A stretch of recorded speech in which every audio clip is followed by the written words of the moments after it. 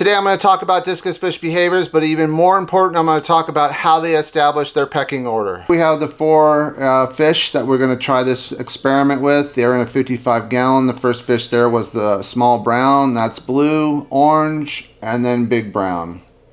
The two browns are related, and they were shipped in from a breeder up north. So you'll notice this tank here is pretty set in its pecking order.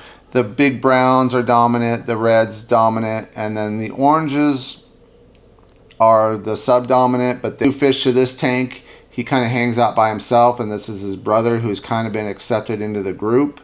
Now it'll slowly happen because this is an established tank, so they have to earn their way in. And these are fish that I've raised from frost. So in this tank, you'll see I put the vitamins in. I feed those every other day. They did have their morning feeding, so their bellies are a little swollen, so they're not really aggressive on the food, but this was more to show the pecking order of the fish. And what you'll see is small brown and blue they're jockeying for second tier or second in the pecking order. And big brown is off to the right, and you'll see him come in shortly. But you watch the orange, and he kind of just swims around and doesn't get eye contact, and kind of just, watches to make sure that if he can see an opportunity to get some food, he'll swoop in and grab a couple bites. But he's not going to go in and challenge these fish because they're just bigger. So usually when I feed the tank, I do just waft the food around the tank so they all can eat. But I wanted to do this for a demonstration as far as the pecking order or the hierarchy. Now those two are kind of sizing each other up, but you'll see the orange, see it kind of backing in. So it doesn't want to come in head first. It wants to kind of just, hopefully some food's going to squeeze out, and then he's going to get a couple bites. But he's not pushing anything. He just kind of hanging out and knowing that he's not going to have a chance between these other fish. Now you see these two kind of sidling up, and they kind of bump each other and they fan each other and push each other around. Now this is pretty normal in discus. They do use the water current or vibrations a lot to communicate. And that's pretty normal. Even when they're breeding, they shiver and shake to let their mate know that they're ready to breed.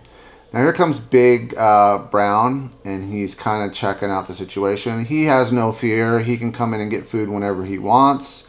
And then you see what blue does. Blue is like, he's one, I'm two, and I'm going to move into number 3, which is the small brown. This is a behavior that is totally normal with discus. It's not really aggressive. It's more of just the way it has to be. Think of it kind of like a wolf pack, and there has to be a set hierarchy. Now you see orange come in. Orange is seeing the, the disturbance between those two. So understands that this is his chance to come in and get a bite because there's so much commotion going on.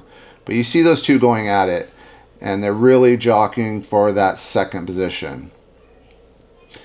Now orange just went down and got a bite, and now these two are going at it. It was the perfect time to do it. This is pretty normal for the discus and something that I actually enjoy watching. I do sell fish to other people, and they call me worried about this aggression, thinking that they're going to get hurt. There's really no aggression. It's more of, just sizing each other up and pushing each other around a little bit. When a discus is being abused, you'll see them. They'll be stuck in a corner, and their head will be kind of up in as far as they can get it in that top corner tank with their backs. And if you see a fish still kind of pushing at them up in those areas, it's probably best to separate because that stress could really cause problems for that fish that's being pinned like that. But because they're all in open water in this tank, and they're kind of shoving each other around and pushing each other around and moving water, totally normal. But you see the small brown actually go after that orange because he wants to make sure that that orange understands, if I'm going to be third, you're fourth, and that's just the way it is. And that's just the way it actually has to be in not just a discus tank, but even cichlid tanks, any African cichlids. But the Africans do get a little bit more aggressive than the discus. Just usually because of their mouth size, they have a little bit more opportunity to really push that around. And you see them bumping lips like that. That's just a tactic to show strength. And then you see that whip tail, and that's more of to push that aggressor out of the way to kind of create space. So I've been watching, discus for over 25 years, and this is just something that one of the parts I really enjoy is the communication between the fish and understanding how they're, actually communicating to each other. Obviously they don't use words, but they do use their bodies, and most animals, do this. So it's kind of settling down a little bit. Big brown is just kind of watching going on. Now you see orange, he's kind of looking for food because he's like, okay, these guys are so preoccupied. And then small brown comes in to set his dominance with orange again. And then now they're kind of just all picking at the vitamins. So the vitamin mix I make is mostly with vitamin C and then spirulina powders, and then I mix it in with shrimp and freeze it, and also mysis shrimp. So here they go again. They're kind of just checking each other out. But I have to say that probably blue's going to be number 2 in this tank, just by what I've seen over the last week of them kind of pushing each other around. Now, if I was to just spread the food throughout the tank, you probably wouldn't see much of this.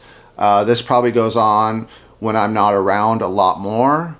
But really when the food starts coming in and we pinpoint that food to one area is when you can really notice it. So these are my grow outs that I have spawned from a half wild and a red spot domestic. And I feed them like this because what I try to do is get the fish to relax around me, because what I don't want is bolting going on. If you've ever seen a discus bolt, they do it a lot. And I've actually witnessed a discus bolt into the side of a tank and die, and it was the loudest crack I think I've ever heard in my life, and I thought literally the tank was going to crack. But if you ever find a discus that's deceased in your tank, more than likely it's because it's bolted and hit something and they just kind of knock themselves out. Now I've seen them knock themselves out and recover. So usually they don't die, but the one time I did see it, they did die. And I've had 1 or 2 over the 25 years that have shown up, and it could have been that. And most likely that's when the fish looks good, that's usually what's going on. So these guys are really healthy and love to eat out of my hands. And I try to do this 2 or 3 times a week just to keep them relaxed around people. It really helps too when I breed them, because they trust me to be in the tank around the babies, because they know I'm there to usually bring them food or change water. Now changing water is something they do enjoy, because usually right after I change the water they tend to know that food's coming their way. So this is the vitamin packs that I make, that I feed them. They like it, but they enjoy just regular food more. But they get this probably 2 or 3 times a week, maybe 4 times a week. I just noticed that it adds good color to them. All right, so the thing is, understanding discus fish behavior is crucial for keeping happy, healthy discus. There are many more things I have to learn about this fish.